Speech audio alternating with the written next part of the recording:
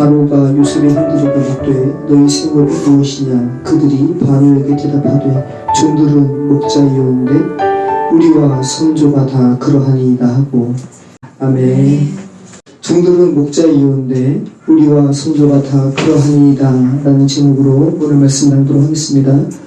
지난주에 우리가 살펴본 46장은 성경이라는 책은 독자에게 전달하고자 하는 분명한 목적이 있는 책이라는 사실을 다시 한번 우리가 알게 되었습니다. 지난주 말씀에 제가 2명을 언급했는데요. 가나안에서 애굽으로 들어가는 70명의 자손을 연거하는 데 포함되었던 요셉의 2 아들 므낫세와 에브라임, 그죠? 그들은 애굽에서 태어난 사람들이었기 때문에 가나안에서 애굽으로 이주하는 명단에 포함시키는 것은 이치적으로 맞지 않다 말씀을 드렸고요.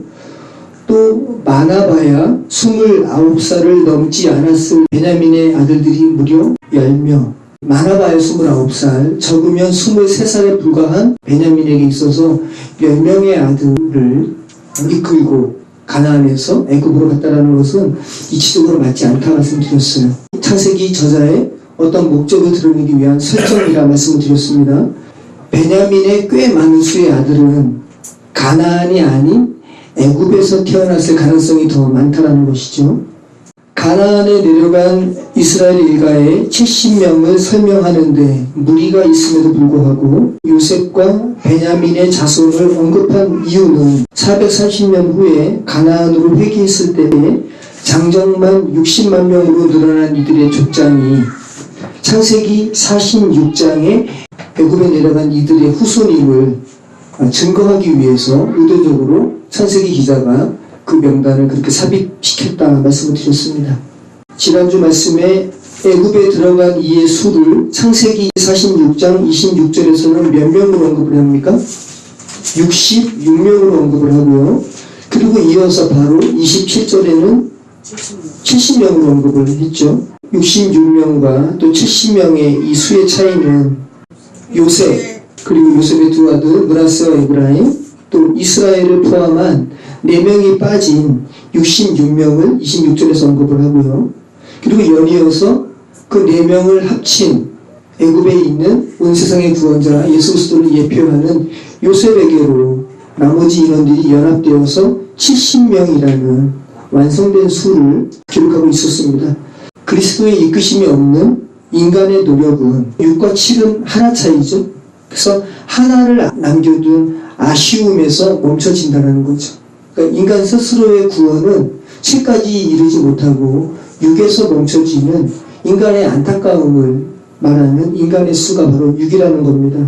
그런 인간의 안타까움은 그리스도와 연합되어야만 비로소 7이라는 완성된 아들 이스라엘을 이룰 것임을 성경이 그 수로 말씀하고 있다는 거죠. 지난주 말씀에 또 특이한 부분이 있었죠. 야곱 일가가 애굽으로 내려가는데 특별히 유다를 먼저 요셉이 있는 곳으로 보낸 후에 요셉이 애굽 일가를 어느 땅으로 인도하고 있었습니까? 고센 땅으로 안내하고 있었습니다. 우리가 오늘 고센 땅에 대해서 살펴봅니다.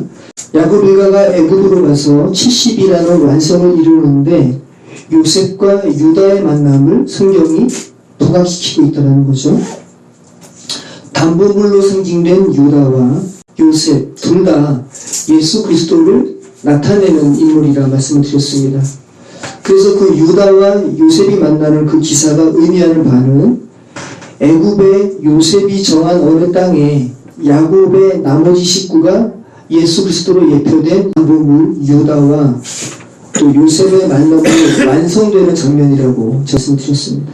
그래서 고센 땅에 만나게 되는 거예요. 12명이 다 합쳐지게 되는 겁니다. 그것을 굳이 창세기 기자는 70이라는 수로 완성된 수로 표현하고 있다는 것이죠. 자, 오늘은 지난주에 마무리하지 않았던 고센과 또 오늘 많이 나오는 단어가 뭡니까? 목축이라는 거죠. 고센과 목축과 관련된 부분을 살펴보도록 하겠습니다. 31절 요셉이 그의 형들과 아버지의 가족에게 이르되 내가 올라가서 바로에게 아뢰어 이르기를 가나안 땅에 있던 내 형들과 내 아버지의 가족이 내게로 왔는데 그들은 목자들이라 목축하는 사람들이므로 그들의 양과 소와 모든 소유를 이끌고 왔나이다 하리니 바로가 당신들을 불러서 너희의 직업이 무엇이냐 묻거든 당신들은 이르기를 주의 종들은 어렸을 때부터 지금까지 목축하는 자들이온데 우리와 우리 선조가 다 그러하니이다 하소서. 애굽 사람은 다 목축을 가증히 여기나니 당신들이 고센 땅에 살게 되리이다. 자, 수십 년 만에 요셉이 아버지 야곱과 목을 어긋맞추고 울고 난 후에 그 재회한 후에 아버지와 형들 및 가족에게 요셉이 말을 합니다. 그죠? 얼마나 요셉이 말할 것이 많았겠습니까? 그런데 31절과 33절의 내용을 보면 어떤 내용에 대해서 요셉이 말하고 있어요? 애굽에 내려온 이스라엘 일가가 어디에 거하는가에 대한 부분을 지금 요셉이 말하고 있죠. 고센 땅에 거하는 문제에 대해서 요셉이 말하고 있어요. 말할 것이 되게 많음에도 불구하고 성경은 고센 땅에 이스라엘 일가가 거하는 부분에 지금 집중하고 있다는 거죠. 여러분, 성경에 고센이라는 땅이 처음 언급된 부분이 어디일까요? 창세기 45장 10절에 고센이라는 땅이 처음 언급됩니다. 요셉이 형제들에게 자신의 신분을 밝힌 후에 처음 언급했어요. 아버지의 아들들과 아버지의 손자들과 아버지의 양과 소와 모든 소유가 고센 땅에 머물며 나와 가깝게 하소서. 그러니까 지금 이 장면은 형들에게 자신의 신분을 말함으로써 12아들의 완성, 이스라엘의 완성의 가능성을 살리는 대목에 바로 요셉이 고센을 언급하는 거예요. 고센 땅을 언급하는 겁니다. 그리고 그 이후부터 줄기차게 이스라엘 일가가 애굽 땅에 오는 것과 관련해서 고센 땅이 계속 등장하고 있어요.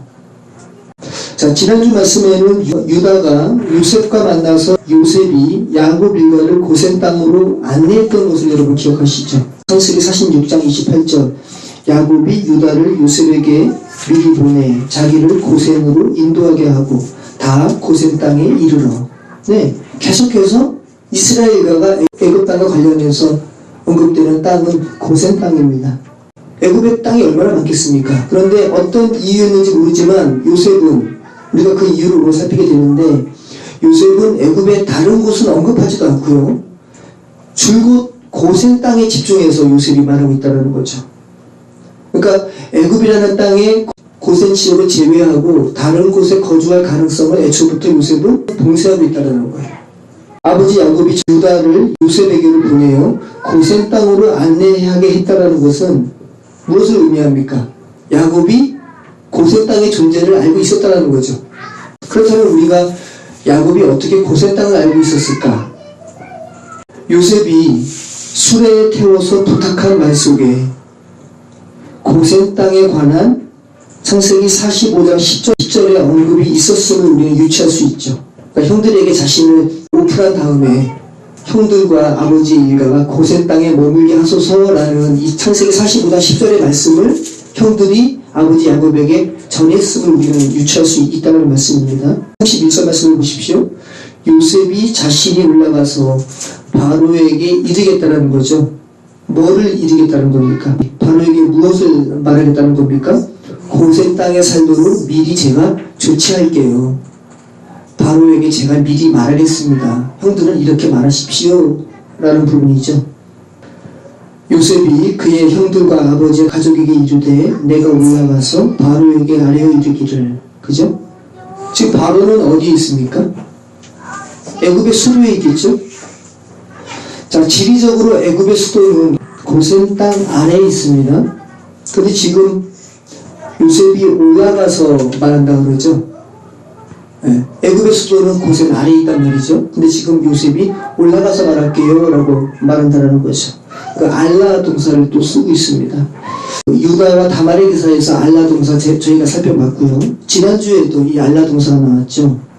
물리적인 방향으로 단순히 올라간다라는 말에도 알라가 사용되지만 어떤 경우에는 복음을 설명하는 그러한 상황 속에 알라 동사가 사용된다 말씀드렸어요.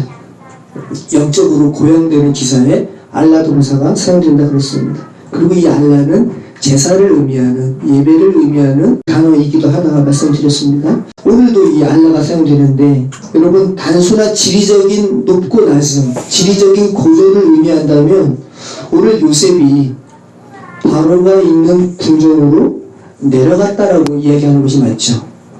애굽이라는 수도가 고센 아래에 있기 때문에 내려갔다라고 이야기해야 되는데 지금 올라갔다라고 이야기합니다. 물론 왕에게 올라간다, 왕에게 나아간다는 의미로 올라갔다라고 했을 수도 있지만 우리가 유다와 다말의 이야기에서처럼 복음적인 의미를 부여해서 읽을 수도 있다는 거죠.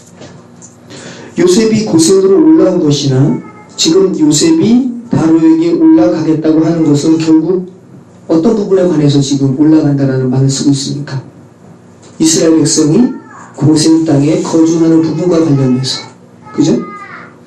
창세기를 쓴 기자가 고센 땅에 이스라엘 백성이 거주하는 것과 관련해서 일부러 알라라는 동사를 사용하고 있다는 거야. 알라라는 재물이 타오르는 것처럼 하나님과 관계된 것으로 해석하라는 힌트를 주고 있다는 말씀입니다. 여러분, 그렇다면 이 고센은 어떤 땅일까요? 성경은 이 고센을 또 다른 지명에 대해서도 힌트를 주고 있거든요. 라암셋이 고센이에요. 또 소안이라는 이름도 고센을 의미합니다. 자, 창세기 47장 11절 말씀에 고센을 이렇게 표현하고 있죠. 요셉이 바로의 명령대로 그의 아버지와 그의 형들에게 거주할 곳을 주되, 어디입니까? 고센이잖아요. 그런데 애굽의 좋은 땅 뭐라 그러는 거예요? 라암셋을 그들에게 주어 수요로 삼게 하고. 네, 고센이 애굽의 이름으로는 뭐라는 겁니까? 라암셋이라는 거죠. 성경 사전에 고센은 고유 명사로 나오고 있고요. 근데 의미가 설명되어 있지 않아요. 그런데 고센 땅에 또 다른 명칭이 있는데 애굽말로 라암셋이라고 한다는 거죠. 라암셋은 레가 뭐냐면 태양신을 의미합니다. 레는 그를 낳았다라는 의미가 라암셋이에요. 그러니까 애굽의 태양신을 숭배하는 이름이 아주 강한 이름이 라암셋이죠. 근데 그 라암셋의 다른 이름이 고센이라고요. 또 소안이라는 이름도 있고. 근데 이 고센이라는 지역이 애굽에만 있는 것이 아닙니다. 가나안에도 있어요. 여호수아 10장 41절 말씀 보면 고센이라는 지역명이 애굽뿐만 아니라 가나안에도 있음을 우리가 알게 됩니다. 여호수아 10장 41절, 여호수아가 가데스 바네아에서 가사까지와 온 고센 땅을 기브온에 이르기까지 치매. 가나안 정복 전쟁에 가나안 땅의 지역명이 또 고센이라는 지역명이 있다는 거죠. 지금 여호수아 말씀은 야고비가가 애굽으로 들어온 사건이 있은 지 430년, 그리고 광야에서 40년이 지난 470년 후의 기사죠. 여호수아가 가나안 정복 전쟁을 하는 기사에 언급들이 있는 거예요. 애굽에 있는 고센 땅이 아니라 가나안 땅에 있는 고센 땅.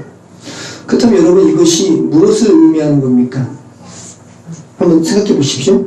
고센이 라암셋이라는 이집트식의 분명한 이름이 또 있고, 또 가나안에도 고센과 똑같은 지명의 이름이 또 있다는 것은 지금 무엇을 의미하는 거예요?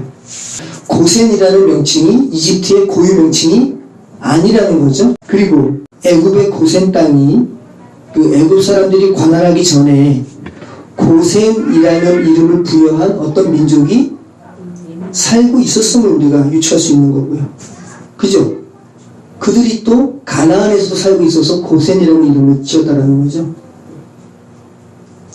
그래서 학자들은 이 고센 땅이 어떤 민족, 셈족과 관련된 것까지는 학자들이 밝혀냈다고 이야기해요. 여러분, 어떤 연결고리가 잡히시나요? 지금 애굽에 내려간 야곱의 일가가 셈족이에요. 그죠? 여러분, 셈이 누굽니까? 노아의 세 아들 중 한 명이죠. 노아의 세 아들이 누군데요? 셈, 함, 야벳. 그죠? 창세기 9장 26절, 또 이르되 셈의 하나님 여호와를 찬송하리로다. 가나안은 셈의 종이 되고 하나님이 야벳을 창대하게 하사 셈의 장막에 거하게 하시고 가나안은 그의 종이 되게 하시기를 원하노라 하였더라. 네, 이게 지금 노아가 포도주 마시고 장막에서, 그죠? 벌거벗고 잠들어 있을 때 함이 아버지 치부를 공개하고 흉봤던 그 기사와 관련해서 셈과 야벳이 나오는 거죠. 뭐 기니까 거기에 대해서 자세히 설명하기 그렇고, 지금 창세기 9장 26절에 셈과 관련해서 하나님을 예배하는 바라크, 하나님을 송축함을 언급하고 있어요. 또 이르되 셈의 하나님 여호와를 찬송하리로다.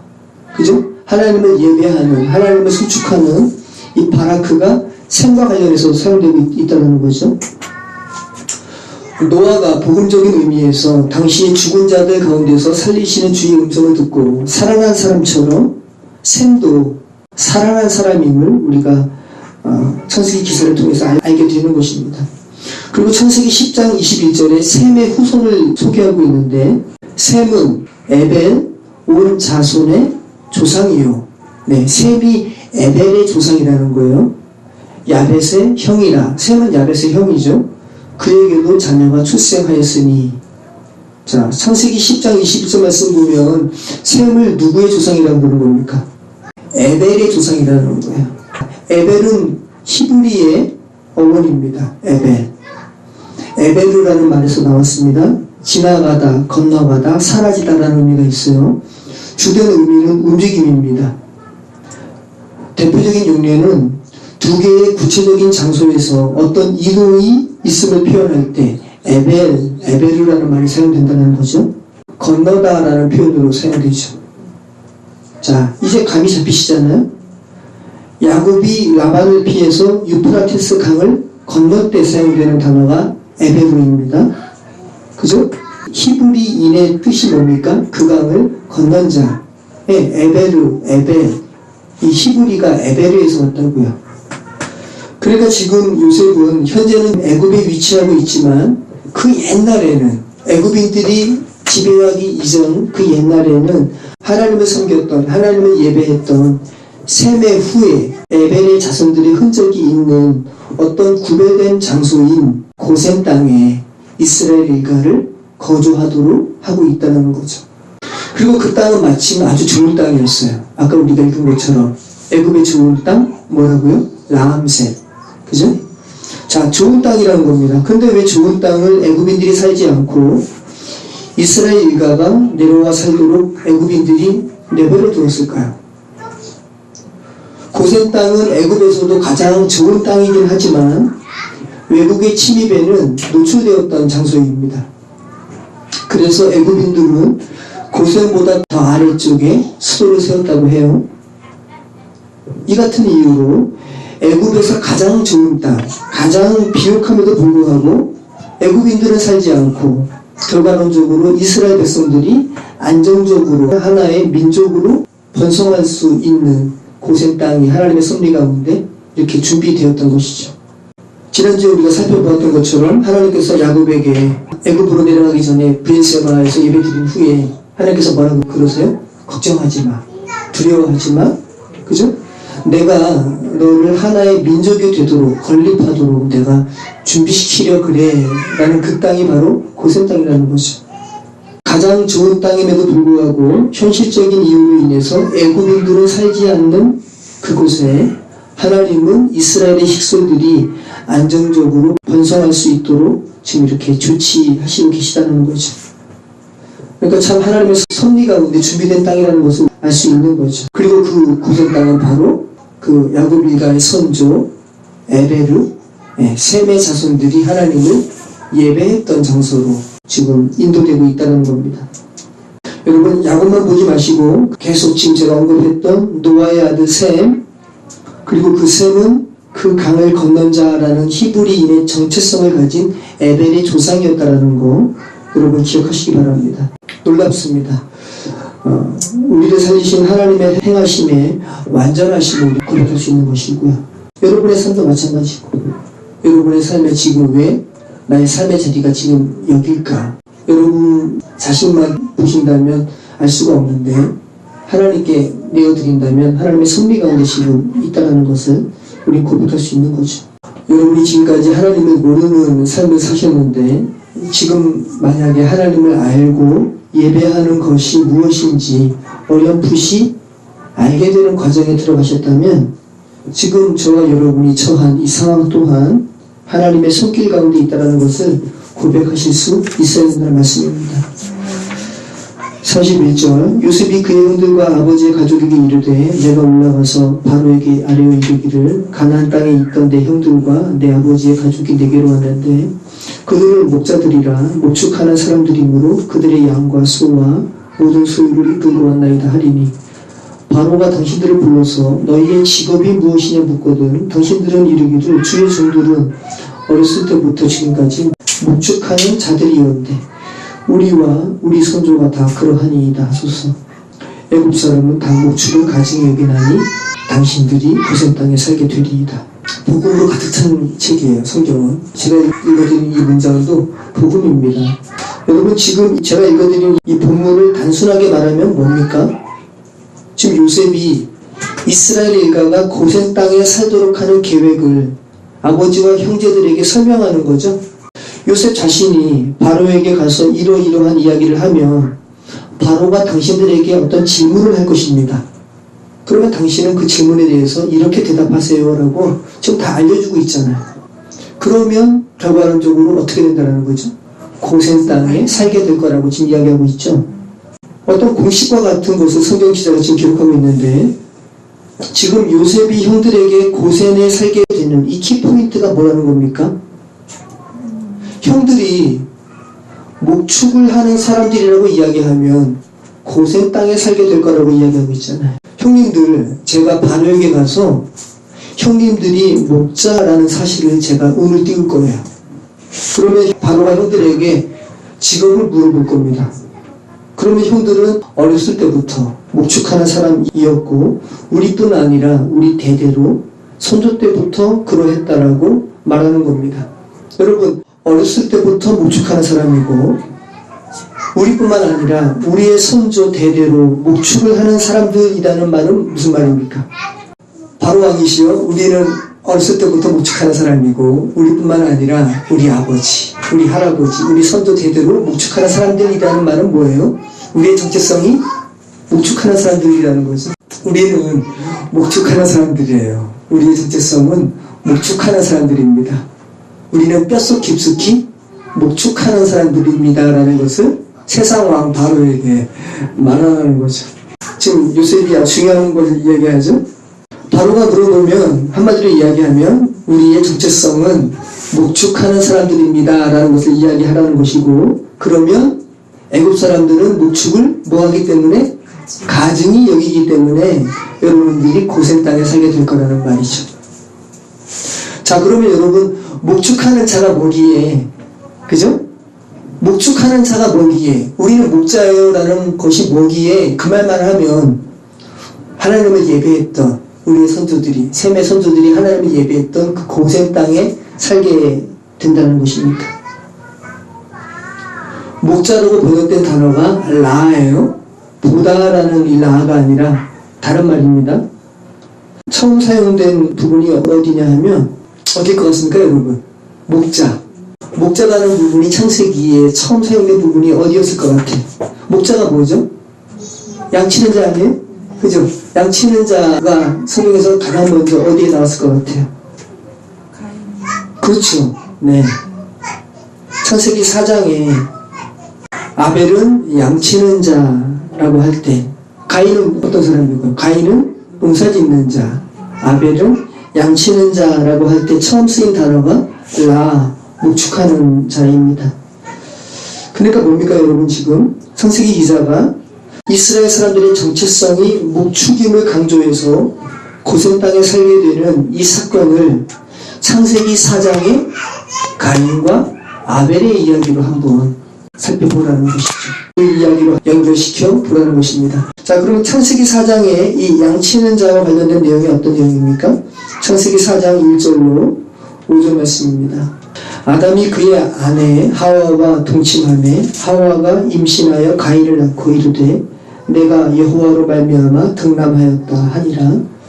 그가 또 가인의 아우 아벨을 낳았는데 아벨은 양치는 자였고 라예요. 목축하는 자. 가인은 농사하는 자였더라.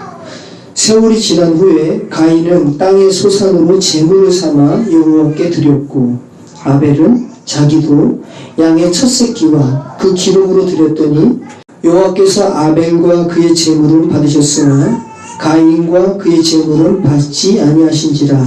가인이 몹시 분하여 안색이 변하니. 그 다음에 어떻게 하죠? 아벨을 들로 불러내서 쳐서 죽이죠. 자, 우리는 이 가인과 아벨의 기사를 표면적으로는 잘 알고 있습니다. 직업이 농사였던 형 가인과 직업이 양치는 자였던 동생 아벨이 있었는데, 시간이 지난 다음에 가인은 땅의 소산으로 제물을 드리고, 당연하죠, 농사짓는 자였으니까. 아벨은 양의 첫 새끼와 기름으로 제물 삼았는데, 당연하죠, 아벨은 목축하는 자니까 당연한 거 아닙니까? 그런데 하나님께서 받으신 제물은 아벨과 그 제물이었고, 그 제물만 받으신 게 아니라 아벨이라는 사람 그 자신을 받으셨다는 거예요. 그리고 가인의 제물만 받지 않으신 게 아니라 가인과 그 제물은 받지 않으셨다고 말씀하시죠. 그래서 가인이 아벨을 죽였다는 거예요. 창세기 기자가 말하는 바를 단순하게 이야기하면.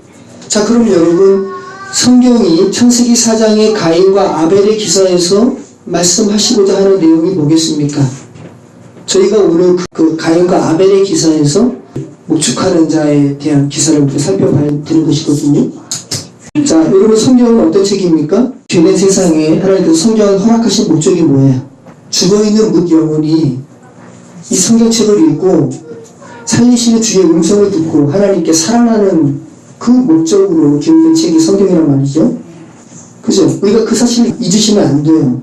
그러니까 창세기 4장의 기사를 읽어도 우리는 살리시는 주의 음성을 들어야 되는 것이고, 오늘 우리 창세기 46장, 47장의 이 말씀을 읽어도 우리는 살리시는 주의 음성을 들어야 되는 거죠. 그럼 오늘 말씀과 창세기 4장의 지금 공통점을 제가 목축하는 자로 지금 연결시키고 있는데, 자, 이 부분이 어떤 것이냐라는 말씀이죠. 창세기 4장의 가인이 어떤 사람이라는 겁니까? 농사하는 사람이라는 것이고요. 그리고 땅의 소산으로 제물을 드리는 겁니다. 농사는 자신의 힘으로 하는 거예요. 자신의 힘으로, 자신의 능력으로. 창세기 4장에서 성경은, 창세기 기자는 가인에 대해서 이렇게 이야기해요. 가인이 자기 힘으로 농사하고, 그리고 하나님께 예배 드림에 있어서, 제물 드림에 있어서 하늘의 것이 아니라 땅의 것, 인간적인 노력으로 이룰 수 있는 그 무엇을 하나님께 드렸다고 말하고 있죠. 성경은 창세기 4장에서 가인이 자기의 힘으로 농사하고 하나님께 제물 드림에 있어서 하늘의 것이 아니라 땅의 것, 땅의 소산이니까 인간적인 노력으로 얻을 수 있는 그것을 하나님께 드렸다고 말하고 있죠. 그리고 결과는 뭡니까? 연락되지 않았습니다. 그죠? 마치 지난주에 애굽으로 내려간 자가 66명이라고, 6이라고 7에서 하나가 부족한 인간의 아쉬움을 표현한 것과 똑같죠. 그리고 아벨은요, 단순히 농산물이 아닌 양을 치는 자이기 때문에 하나님께 받아들여졌다는 것을 의미하는 것이 아니라, 단순하게 생각해서 그 농사 짓는 자는 다 하나님께 버림받고, 젖을 키우는 사람들은, 한을 키우는 사람들은 하나님께 받아들여지고, 그 관점이 아니죠. 아벨은 단순히 농산물이 아닌 양을 치는 자이기 때문에 받아들여졌다는 의미가 아니라, 성경이 말하는 바는 아벨이 가인에게 있어서 어떤 존재인지를 성경이 지금 말씀하고 있다는 거예요. 목축하는 자 아벨은 하나님께 무조건적으로 받아들여져요. 보세요. 인간 아벨이 양의 새끼를 잡아서 하나님께 제물 드릴 때 인간적인 노력해요, 안 해요? 노력하죠. 양 잡는 게 쉬운 일이 아니잖아요. 양을 잡고 양의 가죽을 벗기고 양의 각을 뜨는 것이 농사 짓는 것보다 그렇게 수월한 게 아니라고요. 저절로 뭐 잡는 게 아니잖아요. 성경이 말하는 바는 인간의 행위가 아니라 무조건적으로 하나님 받아들여지는 은총의 수혜자, 목축하는 자, 양치는 자인 아벨을 통해서 가인에게 보여주는 거죠. 복음을 하나님의 은총을 기대미 없이 자신의 힘으로 구원을 이루려고 하는 그 인간의 시도는 하나님 앞에서 철저히 거절당할 것임을 아벨의 그 제사를 통해서 가인에게 말씀하고 있다는 거죠. 목축하는 자, 양치는 자인 아벨을 통해서 하나님의 은총을 기대미 없이 자신의 힘으로 구원을 이루려는 가인에게 죄가 무엇인지, 야, 너 힘으로 구원을 얻으려고 하는 그게 죄야 라는 것을 가르쳐 주는 거죠. 그리고 구원이 어떻게 해서 이루어지는지 아벨을 통해서 가인에게 알려주는 거죠. 그렇게 하나님께 연락되어진 아벨을 가인이 어떻게 합니까? 가인이 어떻게 봅니까? 먼저는 안색이 변하죠. 그리고 분노하는 거예요. 목축하는 자 아벨은 오늘 본문처럼 살리심을 받지 못한 자들에게는 가증이 여김받는 것을 상징적으로 표현한 것이죠. 오늘 목축하는 자라고 표현하면, 목축하는 자라고 이야기하면 애굽인들은 목축하는 자를 어떻게 여긴다고요? 가증이 여김으로 당신들은 고생 땅에서 살게 될 것입니다. 자, 하나님께 무조건적으로 예배가 받아들여진 목축하는 자 아벨을 가인이 어떻게 봐요? 안색이 변했다고요. 그러니까 오늘 본문과 같은 맥락이라고요. 목축하는 자 아벨은 오늘 본문처럼 살리심을 받지 못한 자들에게는 가증이 여김받는 것을 상징적으로 표현한 그런 구절이라는 거죠. 자, 여러분, 애굽인들의 주업이 뭡니까? 애굽인들의 주업이 농사예요. 나일강으로 인해서 범람해서 아주 비옥한 땅이란 말이죠. 애굽인들의 주업이 농사예요. 그 애굽인들이 그런데 목축하는 자를 어떻게 여긴다고요? 가증이 여긴다고요. 그러니까 창세기 4장과 맥락이 같죠. 성경 기자가 아주 기가 막히게 연결시키고 있음을 우리가 고백할 수 있는 겁니다. 가인은 목자인 아벨, 양치는 자인 아벨을 안색이 변할 정도로 쳐다보다가 결국은 죽입니다. 그런데 농사짓는 애굽인들이 목축하는 자라고 말하는 이스라엘 가족을 그렇게 똑같이 가증이 여길 거라고 요셉이 지금 말하고 있잖아요. 같은 말씀하고 있는 거라는 거죠. 목축하는 자라고 이야기하면 여러분들은 하나님을 예배하는 선조들이 살았던 고센 땅에 거하게 될 것입니다. 그리고 거기서 하나님께서 여러분들을 민족으로 준비시키실 거예요 라고 말하는 거죠. 계속해서 그림이 같음을 우리가 고백하게 됩니다. 성경은 복음을 설명하는 책이기 때문에 그렇습니다. 자, 34절. 당신들은 이르기를 주의 종들은 어렸을 때부터 지금까지 목축하는 자들이었는데 우리와 우리 선조가 다 그러하니이다 소서. 애굽 사람은 다 목축을 가증히 여기나니 당신들이 고센 땅에 살게 되리이다. 놀랍죠? 가증히 여긴다라는 말은 토에바예요. 우리말이랑 비슷해요. 토에바가 뭐냐면 구역질나다. 우리말도 토하잖아요. 토에바. 혐오하다. 구역질하다. 한마디로 싫어한다라는 거죠. 우리 재훈이가 음식물 쓰레기를 보면 이 토해봐요. 가르치느라고 음식물 좀 버리라고 이렇게 제가 이렇게 싱크대에서 담아서 주잖아요. 입 가리고 코 가리고 치우라고 그러고 이게 토해봐 하는 거죠. 아주 싫은 거예요. 너무 싫은 거예요. 너무 싫어하니까 목축하는 자라는 말만 하면 애굽인들, 죽어있는 세상 사람들은 너무 싫어하니까 여러분이 격리된 채로 고센 땅에 살게 될 거라는 말을 지금 요셉이 하고 있는 거죠. 여러분, 이 목축을 가증히 여기다 할 때 이 토에바라는 말은 언제 처음 사용되었을까요? 우리가 이미 살펴본 말씀입니다. 요셉과 베냐민을 포함한 12형제들이 모두 모여서 식사 자리를 했죠. 요셉의 집에서 정오에 초하루에 식사 자리를 가졌잖아요. 그 장면에서 처음 등장했어요. 토에바라는 단어가. 기억나시나요? 어떤 단어가 성경에 처음 등장하는 것은 굉장히 중요하다고 그랬습니다. 왜냐하면 그 단어가 의미하는 바를 그 단어가 처음 사용된 그 상황이 설명해 주기 때문에 그 단어의 의미를. 자, 이 토에바라는 단어가 구원을 설명하는 12형제, 이스라엘이 완성을 예표하는 12형제가 모두 모여서 구원의 잔치 자리를 설명하는 구절에 처음 사용되었다는 거죠. 12형제들이 요셉이 애굽에 팔린 후에 처음 만나서 음식을 먹는 시각이 정오, 초하루였죠. 이 초하루는 노아의 방주에 그 창도 초하루라고 했습니다.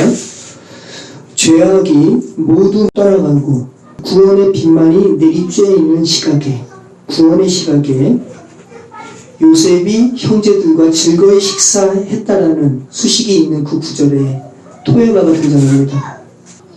구원의 빛이 완전히 내리쬐이고 온 세상의 구원자 예수를 예표하는 요셉이 그의 형제들과 즐거이 식사하는 완전한 구원을 상징하는 이 구절에 베냐민에게 음식을 5배나 더 줘서 하나님의 완전한 은총을 이야기하는 이 구절에 어떤 부분에 이 토에바가 사용되었을까요?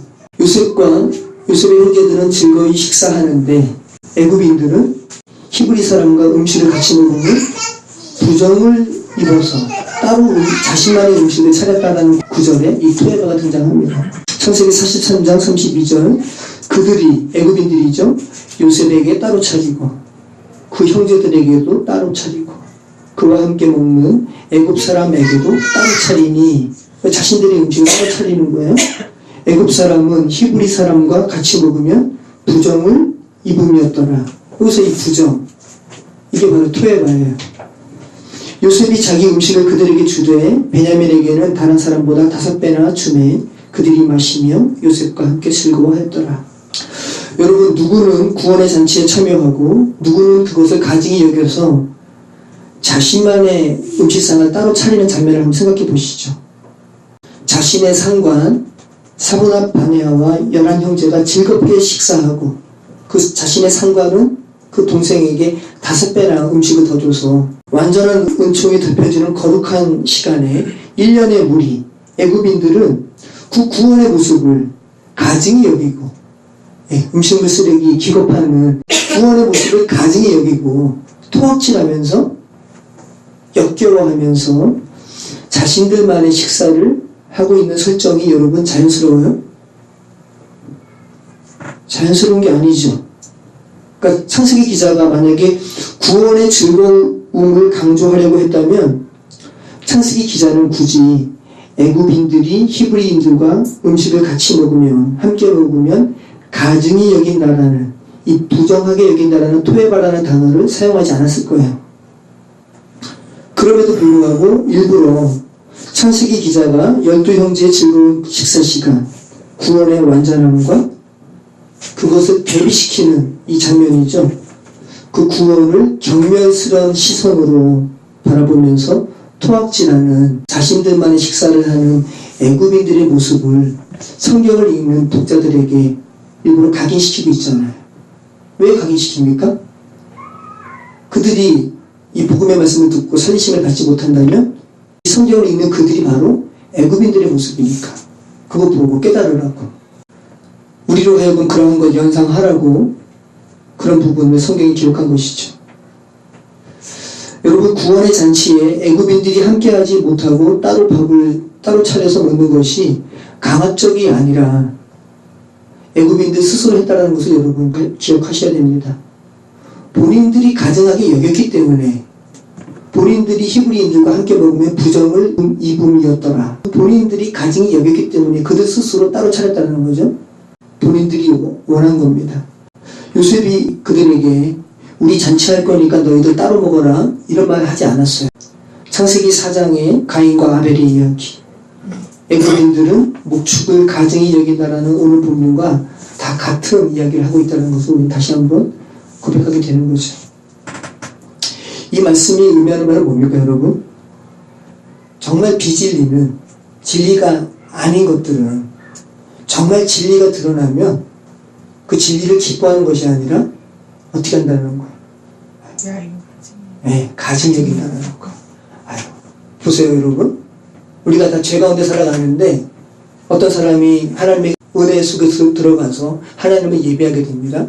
그러면 그 옆에 있는 동일한 죄 가운데 죽어있는 사람들이 가증 여긴다고요. 하나님을 예배하는 것을. 야, 너도 생각해봐. 너가 무슨 어떻게 그런 은혜 가운데 너가 있을 수가 있어? 가증히 여긴다고. 요셉이 바로에게 가서 고하여 이르되 내 아버지와 내 형들과 그들의 양과 소와 모든 소유가 가나안 땅에서 와서 고센 땅에 있나이다 하고 그의 형들 중 5명을 택하여 바로에게 보이니 드디어 요셉이 형들에게 말한 것처럼 바로에게 가서 말합니다. 내 아버지와 형들과 양과 소와 모든 소유가 가나안 땅에서 와서 고센 땅에 있다는 겁니다. 그리고 나서 형들 중 5명을 택하여 바로 앞에 둡니다. 자, 요셉의 기사에서 유독 5이 많이 나오죠. 네. 베냐민에게 5개 음식 더 주고 옷 5번 더 주고, 지금 또 바로 왕 앞에는 5명을 추려서 지금 세운단 말이죠. 구원에 관한 하나님께서 베푸시는 은총에 대해서 지금 말씀하고 있는 거죠. 오늘 본문의 요셉이 형제 중에 5명을 택해서 바로 앞에 세우는 것도 구원은 하나님의 은총 가운데 있는 시간임을 말씀하고 있다는 거죠.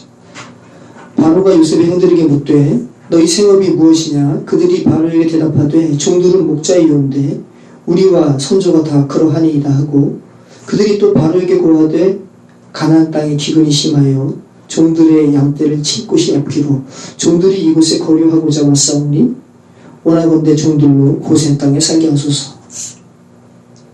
바로가 형들에게 직업, 생업이 무엇이냐라고 묻습니다. 지금 요셉이 이미 한 말 그대로 하고 있죠. 요셉의 형들이 요셉이 알려준 그대로 말하고 있습니다. 자신들은 목자라는 것이고 자신과 선조가 대대로 그러했다라고 말하고 있죠. 여러분, 실제 바로가 외국에서 누가 오면 직업만 물어보는 단순한 대화만 했을까요? 아닐 거 아닙니까? 다른 대화도 많이 했을 거 아니에요. 지금 그리고 자기가 총애하는 총리의 아버지와 친형제들이 왔으니까 얼마나 물어본 내용들이 많았을까요?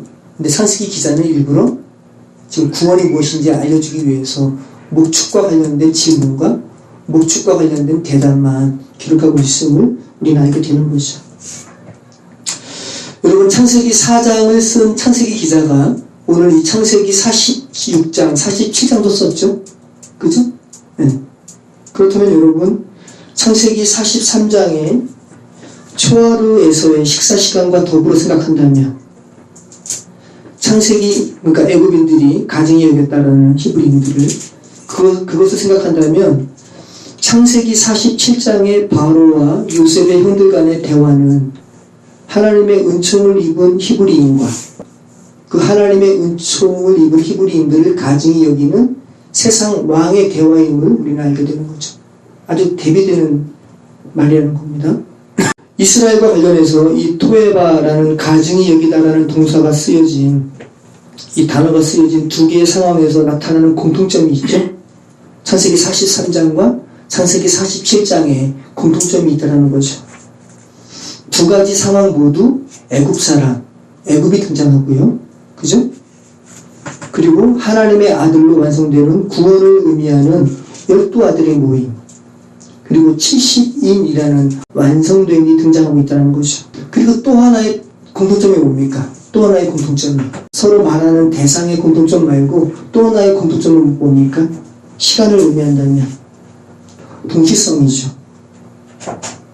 초하루라는 같은 시간에 누구는 구원의 잔치에 참여해서 그 잔치로 표현되는 그 식사 시간을 즐기고 있는데, 정작 그 식사를 준비했던 애굽인들은 그 동일한 시간에 그 구원의 잔치에 참여하는 이들을 어떻게 여겨요?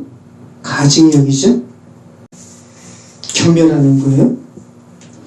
우리는 여러분 기억해야 되는데, 초하루라는 정오의 시각, 구원의 시각에 구원에 참여하는 사람들도 있고, 그리고 동시에 그 구원에 참여하는 이들을 가증히 여기는 사람들이 있다는 것을 여러분 기억하셔야 됩니다. 이 사건은 수천 년 전에 애굽 땅에서 일어났던 사건이 아니라 주님께서 허락하신 모든 시간에 일어나는 거예요.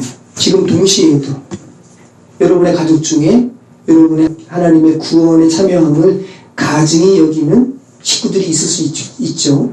친척들이 있을 수 있고 또 친구들이 있을 수 있죠. 그러니까 지금 이거는 우리의 이야기라고. 그죠? 수천 년 전에 애굽 땅에서 일어났던 단 한 번의 사건이 아니라 호흡을 가지고 살아가는 모든 세상 사람들의 자신의 인생 가운데 일어나는 일들이라는 겁니다. 그래서 출애굽이 임박한 시간에 애굽 땅에는 흑암이 딸린 동일한 시간에 이스라엘 백성이 살고 있는 고센 땅에는 빛이 임했어요. 동시에 일어나는 일들이라고요. 그리스도인들을 박해하려고 다메섹을 향했던 바울과 동행했던 사람들은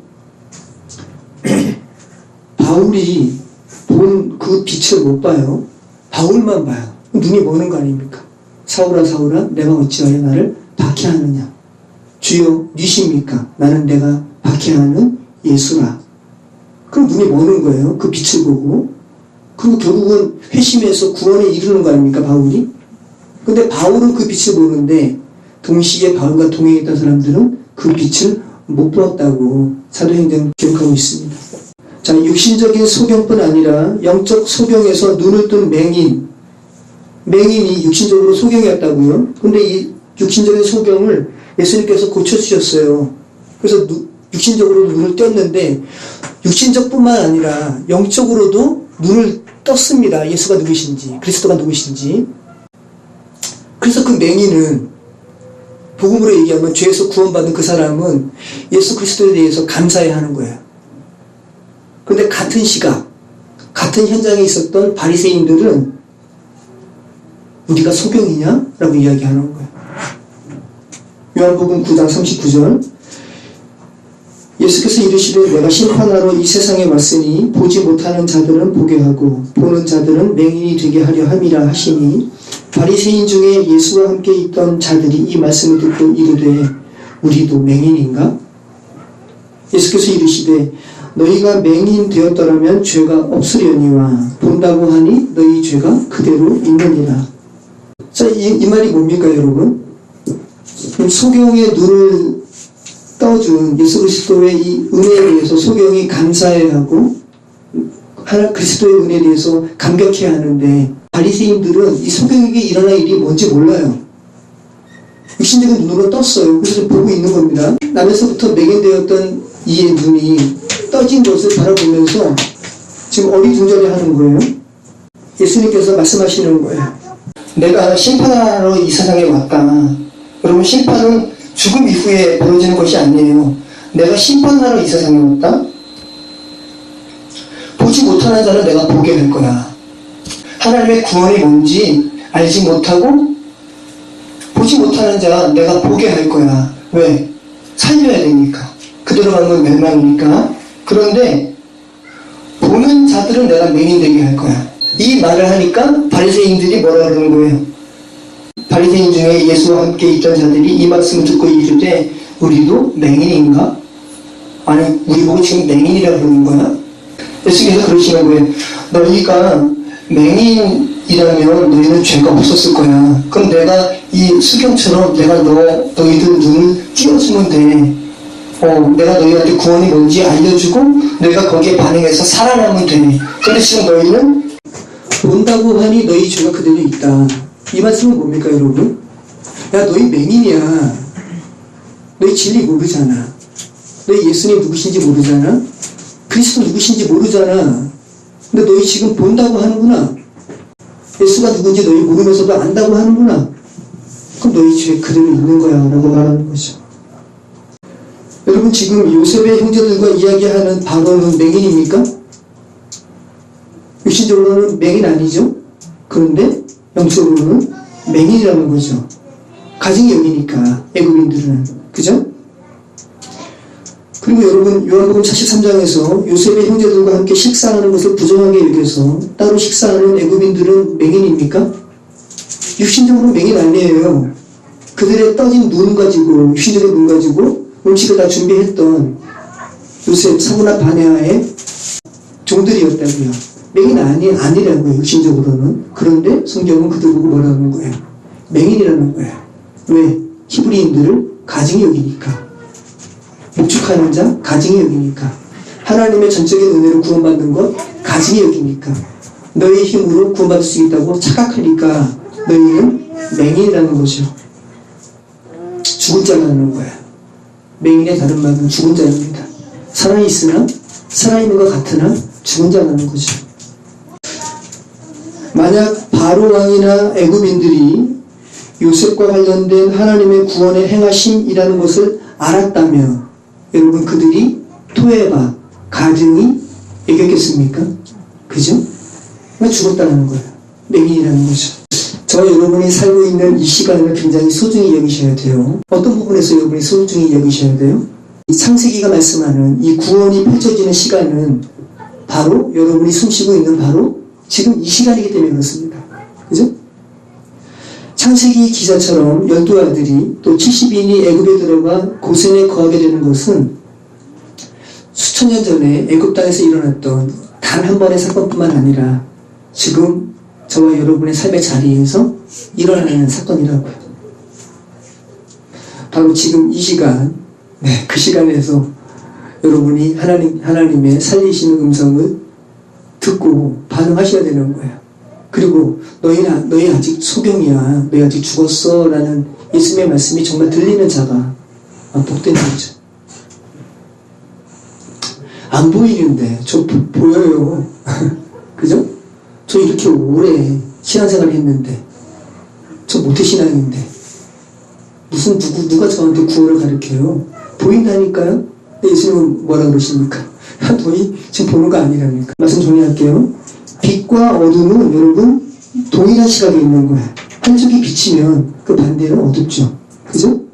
낮과 밤도 결국은 동시에요. 태양이 비치는 반대가 밤이잖아요. 그 동시에 일어나는 거라고요. 복음의 수혜자와 복음을 가증히 여기는 자, 농사 짓는 자와 양치는 자는 동시에 있어요. 모두 하나님 보시는 앞에 있는 거예요. 동일한 시각에 하나님께서 보시는 눈앞에 어떤 이는 구원의 잔치에 참여하고 있고요. 어떤 이는 그 잔치를 가증히 여기고 따로 자신이 만족하는 식사를 만들어 먹죠. 자신이 만족하는 삶을 살아요. 내가 사는 삶이 구원이지, 내가 사는 삶이 최고지라고 만족하면서 그냥 하나님의 은총을 가증히 여기면서 자신이 만족하는 삶을 산다고요. 육신적으로 살아있지만 죽은 거죠. 그죠? 애굽이라는 같은 지역에 주님의 백성이 있는 고센이 있으며, 그죠? 그 고센 땅에 거주하는 이스라엘을 모축을 한다며 가증히 여기는, 자신의 행위를 가치 있게 여기는 애굽인들이 또 동시에 살아가죠.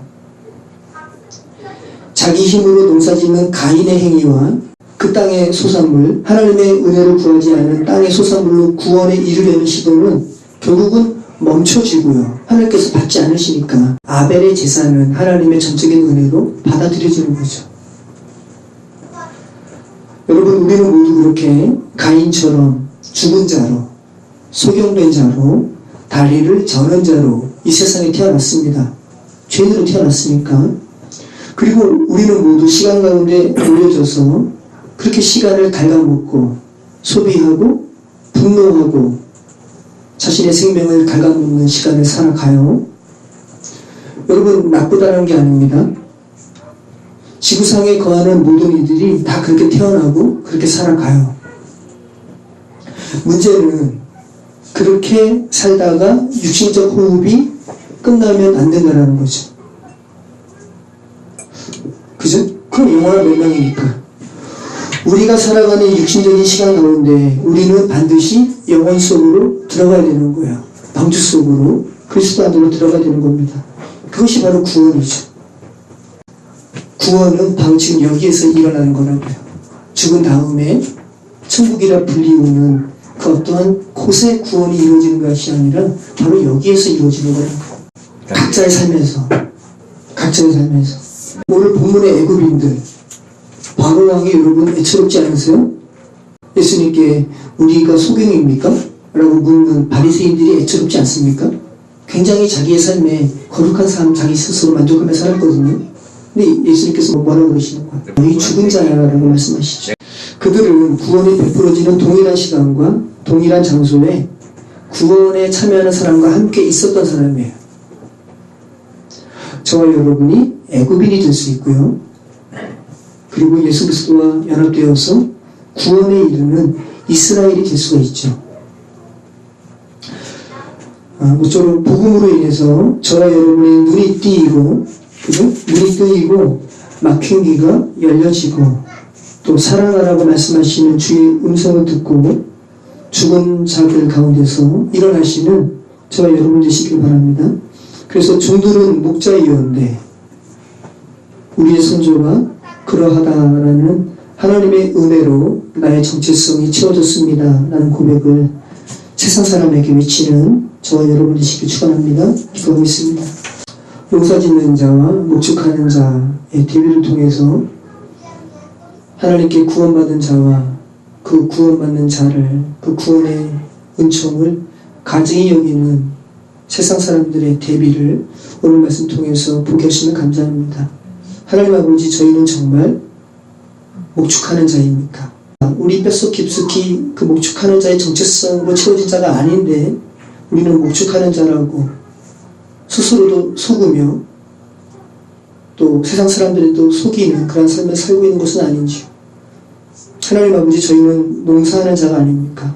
저희의 삶을 본다면 아버지 하나님 은총 베풀어 주셔서 우리의 귀가 열려지게 해주시고 우리의 눈이 뜨여지게 해주셔서 정말 우리 뼛속 깊숙이 목축하는 자라고 세상 사람들에게, 세상 왕에게 증거하는, 외치는 우리의 인생 되게 하여 주시옵소서.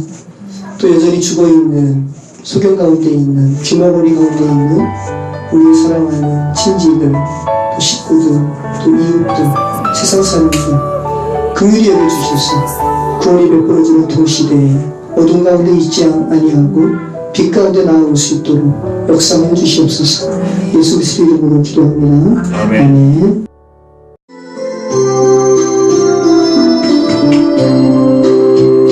신령이 가난한 자는 천국이 저희 것이요 애통하는 자는 복 있네 위로를 받을 것이요 온유한 자 복이 있나니 땅을 기업으로 받겠네 의의 주이고 목마른 자는 저희 배에 부른 것이요 긍휼히 여기는 자는 긍휼히 여긴 받겠네 마음이 정결한 자는 하나님을 볼 것이요 화평케하는 자는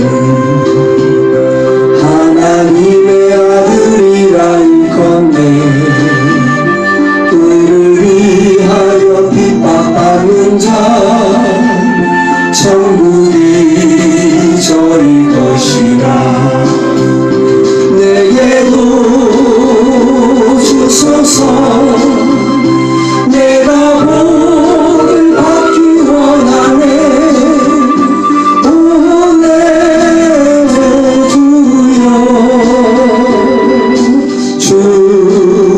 주소서 신령이 가난한 자는 천국이 저희 것이요